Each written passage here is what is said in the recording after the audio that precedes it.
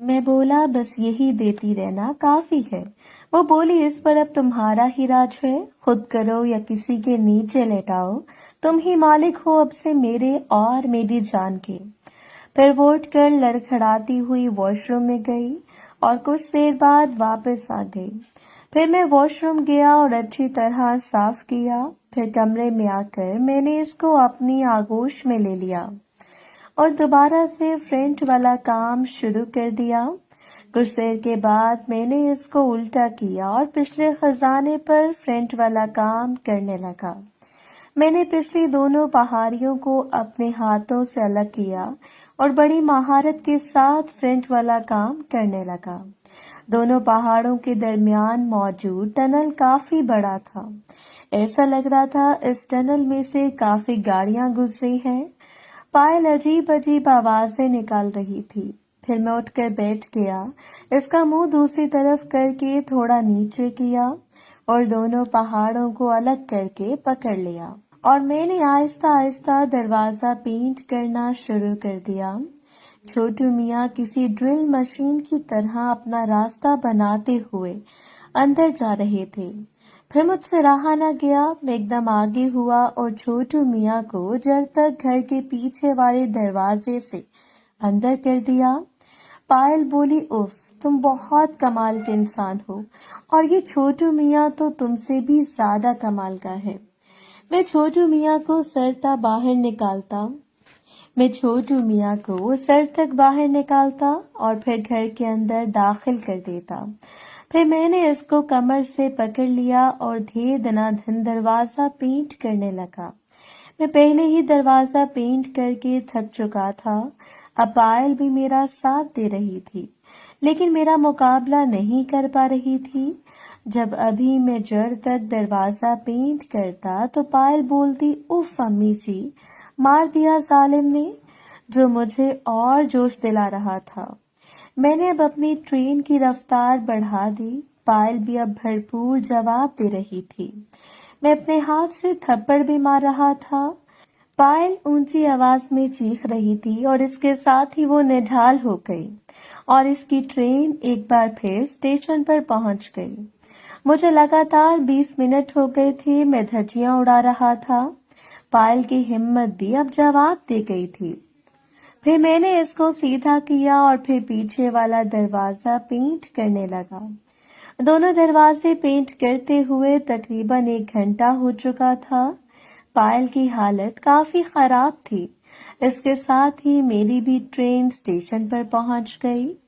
पायल की हालत इतनी खराब थी कि इससे हिला भी नहीं जा रहा था। इस हालत में इसको घर ले जाना ठीक नहीं था। मैं इसे उठाकर वॉशरूम ले गया और फिर हम दोनों ने गुस्ल किया। फिर वापस आकर बेडशीट जो कि पानी से पूरी तरह भीग चुकी थी, उसको हटाया और धोने वाली जगह पर डाल दिया।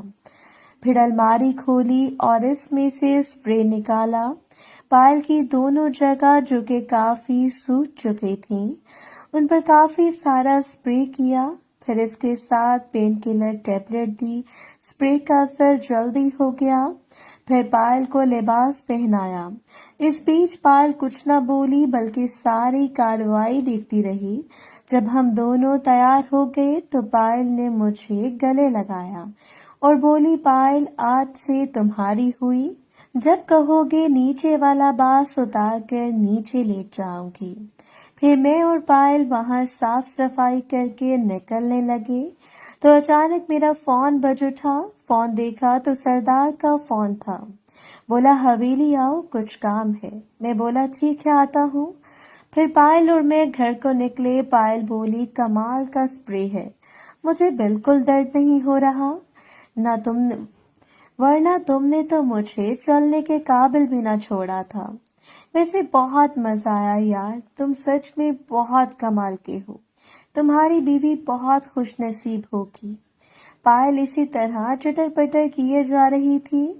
मैं अचानक रुका और बोला कि घर से तो ये कहकर निकले थे कि तुमको दुकान से कुछ चीजें लेनी है, लेकिन तुम खाली हाथ जा रही हो। तो पायल बोली तो कुछ दिला दो ना, تم کو مرد بنا دیا، خود کو تم پر لٹا دیا، کیا تم مجھے کچھ لے کر نہیں دے سکتے؟ میں بولا اچھا چلو کیا لینا ہے جلدی کرو، سردار نے حویلی بلایا ہے۔ پھر ہم گاؤں کے اسٹور پر گئے، پائل نے اپنے لیے کچھ کھانے پینے کی چیزیں لیں اور ایک لاکٹ لیا۔ دکان پر ایک لڑکی کھڑی تھی جو مجھے گھور گھور کر دیکھ رہی تھی، تو پائل نے اس کو بولا سائمہ تم یہاں کیا لینے آئی ہو؟ تو وہ بولی کیا میں نہیں کچھ لے سکتی؟ پائل بولی چیزوں پر دھیان تو سمجھ آئے کیا لینا ہے، کیا پہلے کبھی کوئی لڑکا نہیں دیکھا؟ تو مجھے یاد آیا یہ نورے کی بیٹی ہے، ہمارے گاؤں میں رہتی ہے، اس پر بھی نئی نئی جوانی چڑھ رہی ہے۔ سردار نے اس کو پیغام بھی بھیجا تھا۔ پھر ہم شہر چلے گئے تھے۔ وہ گھبرا گئی، بولی میں کب دیکھ رہی تھی، میں تو سامان لے رہی تھی۔ پائل نے میرا ہاتھ پکڑا اور مجھے کھینچتے ہوئے باہر لے آئی، بولی ایسی لڑکیوں کے منہ لگو گی تو تم کو کھا ہی جائیں گی۔ میں بولا میں نے کب دیکھا ہے؟ بولی وہ تو دیکھ رہی تھی نا۔ تو میں بولا میرا کیا قصور؟ بولی تمہارا قصور ہے کہ تم گاؤں کے سب سے خوبصورت اور شریف لڑکے ہو، تمہارے بارے میں سب کو پتا ہے، تم نے کبھی کسی لڑکی کو نہیں چھیڑا یا کوئی چکر وغیرہ نہیں، تم گاؤں کی لڑکیوں میں بہت مشہور ہو چکے ہو۔ میں بولا تو پھر میں پھٹے پرانے کپڑے پہن لیتا ہوں۔ بولی بس ایسی لڑکیوں سے دور رہنا، میں تمہاری ہر ضرورت پوری کروں گی، تم کو جتنا کھانا بھی چاہیے ہوگا میں دوں گی، تم کا پیٹ ہر وقت بھرا رہے گا۔ میں بولا کیا میں اتنا بھوکڑ لگتا ہوں؟ بولی وارن کر رہی ہوں۔ پائل مجھ پر پوری دھونس جمائے ہوئے تھی اور ڈرتی تو وہ اب کسی سے نہیں تھی۔ خیر اس کو گھر چھوڑا اور میں باہر سے ہی حویلی چلا گیا۔ حویلی پہنچ کر سردار کے کمرے میں پہنچا تو بولا یار یہ صبح سے یاسمین نے سر کھایا ہوا ہے، اس کو شہر لے جاؤ، ڈاکٹر کو چیک کروانا ہے، اس کے ساتھ جاؤ اور ڈاکٹر کو چیک کروا لاؤ۔ میں بولا ٹھیک ہے جی، میں گاڑی نکالتا ہوں۔ میں نیچے آیا، گاڑی نکالی اور انتظار کرنے لگا۔ کچھ دیر بعد یاسمین کے ساتھ ایک اور برقع دار عورت آ رہی تھی، دونوں گاڑی میں بیٹھ گئی تو میں نے گاڑی آگے بڑھا دی۔ یاسمین نے بھی ٹوپی والا برقع پہنا ہوا تھا۔ گاؤں سے باہر نکلتے ہی برقع اتار پھینکا۔ میں نارمل رفتار سے گاڑی چلانے لگا، مجھے تجسس ہو رہا تھا کہ دوسری عورت کون ہے۔ کچھ دیر بعد یاسمین بولی برقع اتار دو شینا، اب ہم گاؤں سے باہر آ چکے ہیں، اور تو یہ سردار جہانزیب کی بیوی شائنہ خان عرف شینا تھی۔ شینا نے اپنا برقع اتار پھینکا تو ایسا لگا بادلوں سے چاند اتر آیا ہے۔ حالانکہ یاسمین بھی کچھ کم نہیں تھی، لیکن شینا کا تو ایک الگ ہی لیول تھا خوبصورتی کا۔ گاؤں میں شاید شینا سے خوبصورت کوئی نہ ہو۔ یاسمین نے شلوار قمیض پہنی تو تھی جو کہ ہلکی کاسنی رنگ کی تھی، جو کہ پرپل شیڈ دے رہی تھی، اور شینا نے تو پیلے رنگ کی پہنی ہوئی تھی، لیکن پہنی بہت ٹائٹ ہوئی تھی۔ مجھے بڑا تجسس ہو رہا تھا شینا کے ساتھ جا رہی ہے۔ خیر میں گاڑی کی سپیڈ تھوڑی بڑھا دی تو شینا بولی کوئی میوزک وغیرہ چلاؤ، کیا سناٹا کیا ہوا ہے؟